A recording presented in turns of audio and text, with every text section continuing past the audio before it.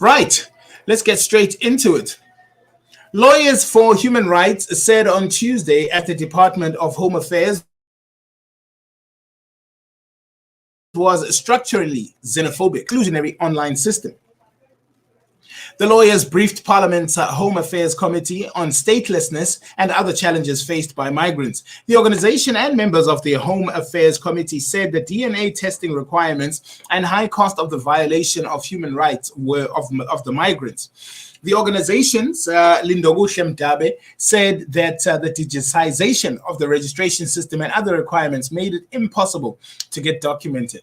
We have noted that the issues of structural xenophobia, because of the lack of proper documentation, we see that there is now limited access to socio-economic rights and also services. The organization also said that the DNA testing system requirements to get birth certificates is unaffordable for some. Committee members Thapelo Mogale questioned the costs. The issue of DNA tests, I think, is very unfair, especially in terms of how it impacts on those who cannot afford. The department is now expected to respond to the concerns raised by the group as well as members of the committee. Defense advocate Zandile Mshololo has accused Senzo Meyiwa's childhood friend Tumelo Mnadlala of betraying the soccer star's trust for financial gain. Madlala was cross-examined in the Pretoria High Court on Tuesday. He is the third state witness to take the stand in the trial against 5 men accused of murdering the Bafana Bafana captain.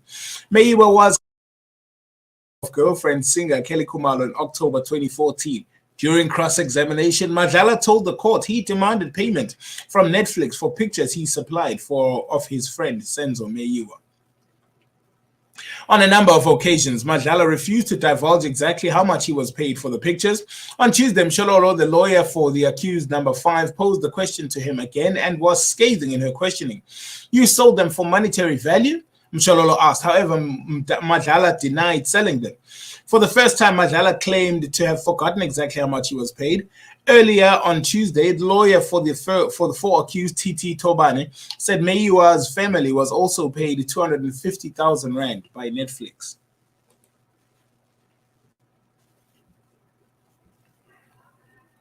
A Malaysian woman could be jailed for up to 20 years after a video of her ziplining with her toddler without a helmet went viral. In the video, the woman is seen carrying the baby with one hand and holding onto the zip line with the other handle with the other.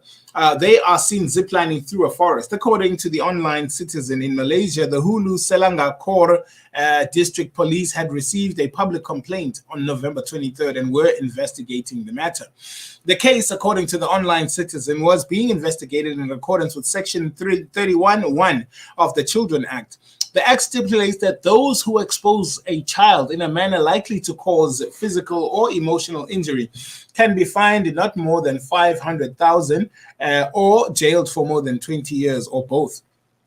Some social media users have called for the operator to be charged as well. Others said while they enjoyed outdoor activities, they would prefer if the kids made it their own decision if they wanted to participate. Jonathan Matham speaks to an environmental lawyer at Cullinan and Associates, Cormac Cullinan, about the constitutional court that marked the decision that marked the first time that environmentalists have successfully invoked the SLAPP suit defense. Strategic litigation against public participation, or SLAPP suits, are primarily used by big corporations to silence or smother environmental groups who try to hold them accountable for their actions.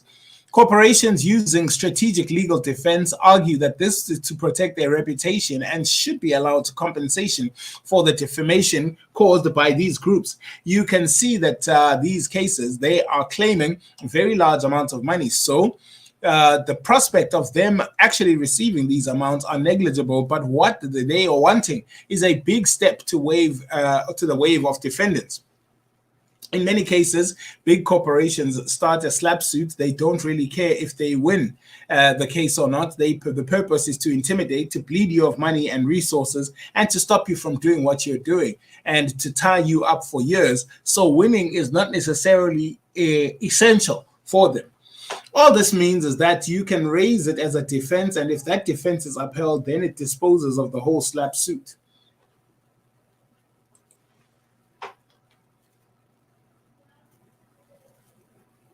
In April this year, Judge Tony Taubane convicted them of murder, robbery, and aggravating circumstances, possession of an unlawful firearm, possession of an unlawful ammunition, and defeating the ends of justice. These are two men who killed a lawyer, dumped his body at the Vaal Dam. They've each gotten 25 years. At the time of the incident, Tau was employed by the deceased as a general worker and stayed at the home stayed with him at his home in Three Rivers, Vereeniging, where Mpangeva, who was a friend of Tau, used to visit, who said the National Prosecuting Authority spokesperson Lumka Mahanjana. She said on January 11, 2019, the two accused assaulted and killed the lawyer. After this, they took his vehicle, cell phone, wristwatch, and his firearm with ammunition. They covered the body with plastic and drove to the Vaal Dam, where they dumped it and fled to the Eastern Cape. The deceased was reported missing by his family after they could not reach him on the phone. Investigations led to the two being arrested in the Eastern Cape on separate dates during the same month. The two have been in custody since. Opposition parties in Parliament on Tuesday decried how the South African Broadcasting Corporation still did not have the functioning board after more than a month since the previous board's term ended. It had been over a month since the SABC board's term ended, and Parliament had still not finalized the appointment of a new board. It has been more than 2 months since the Portfolio Committee of Communications and Digital Technologies shortlisted candidates to fill the 12 outgoing SABC board positions. But delays and vetting and candidates have resulted in the process being stalled. Democratic Alliance MP Diane Köhler-Barnard said the SABC has sat for months with no board and the State Security Agency is blamed yet again. We were given minuscule amount of vetting, amount of time to do the vetting of 34 candidates and the final candidates, that is. Economic Freedom Fighters MP Vuyani Pambo said, while we are gathered here at the SABC, still without a board since the term of the board expired, this is the most serious indicator of the dysfunctionality of Parliament. Opposition parties also rejected the budgetary review reports of the Department of Public Enterprises and the failure of state-owned enterprises.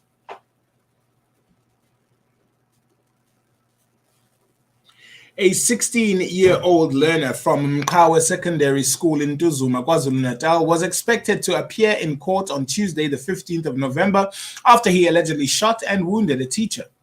The teacher reportedly reprimanded the learner for making noise while matriculants were writing their exam. According to the South African Police Service, the incident happened on Thursday, the 10th of October. It is alleged that after being reprimanded, the learner threatened the teacher and told him that he would shoot him once school got out, which he allegedly did. Police spokesperson Lieutenant Colonel Nqobile Gwala did confirm the incident. Gwala said a case of attempted murder is being investigated. 16-year-old suspect was arrested and charged. He's appearing in the Ntuzuma Magistrates Court. In a separate incident, a 20-year-old matric learner from Free State was not allowed to write his National Senior Certificate exam after he allegedly attacked and stabbed a 35-year-old physical sciences teacher, Matefo Mphosela. Simpiwe Mondli was reportedly adopted by the teacher he stabbed at the residence on Thursday. Free State Education spokesperson Howard Ndaba told one of the publications that the magistrate's court had denied the 20-year-old's request to be released in order to write exams. The state reportedly opposed the request, saying other learners will experience further trauma if they sit in exams together with him.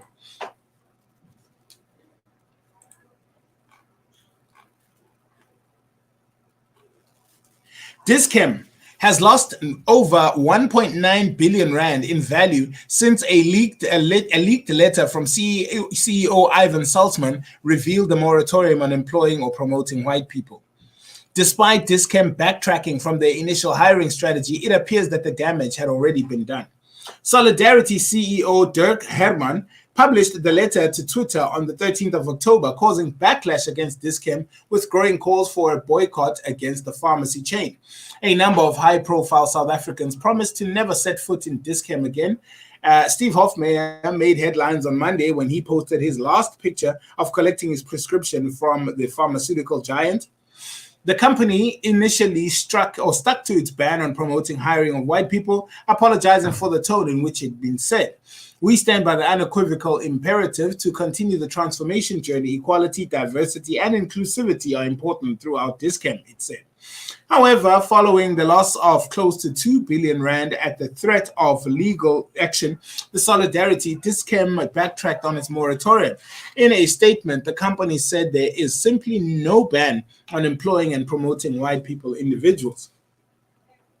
We have seen our growth trend reverse from the 17th of October to the 24th when looking at the daily sales numbers follow leaking a memo. Dis-Chem's share price fell by almost 7%. The impact that the letter had, Dis-Chem, is difficult to measure, but it could be estimated to be about 1.87 billion rand. South Africa is a new multimillionaire after the Powerball jackpot was won on Tuesday evening yesterday.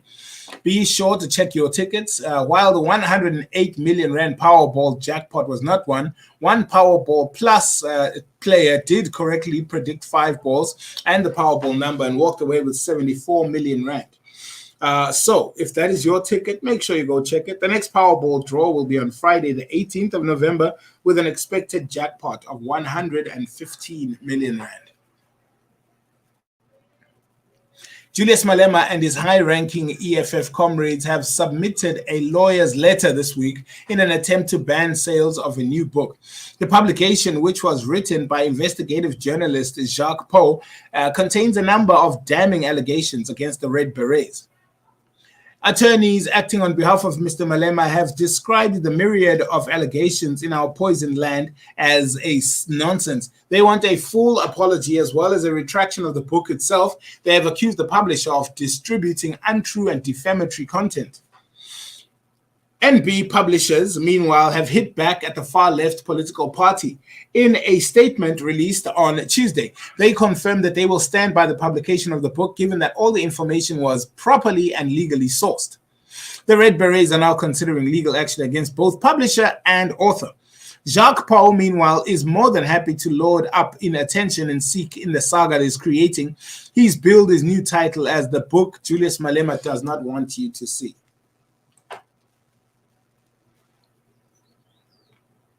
If the ANC's mission is abandoned, SA will fall apart, says Dr. Zweli Mkhize. That's the message. He was speaking to students at the UKZN campus. He says some leaders have forgotten what needs to be, what they have forgotten the needs of the people.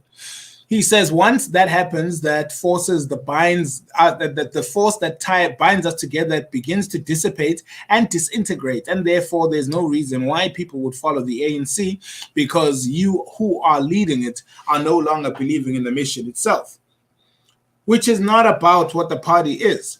It is about where people come from and where they are going, and as long as our people haven't reached that part, I cannot give up on the African National Congress, and neither should you, says Dr. Zweli Mkhize.